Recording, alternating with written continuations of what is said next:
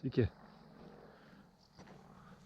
Ruošiamės vėl sienos remontui. Esu paruošęs vietas lentom, laukiu. Čia kur 4 vietos paruoštos, tai čia yra makaronam. Planuoja šią savaitę atvežti.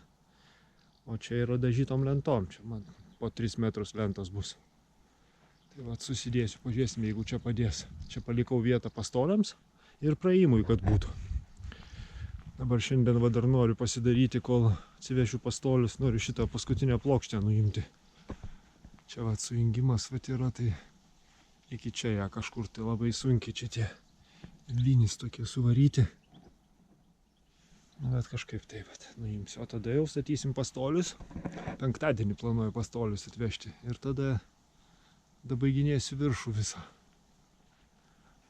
Va tokie va darbeliai nusimato. Šią savaitę daugiau nieko nedarysiu, va tik tai, kad penktadienį pasistatysiu pastolius ir tada savaitgalį dar nulupsiu iki galo viską. Paruošiu toliau sienos lyginimui. Tai va, imamės darbų. Iki.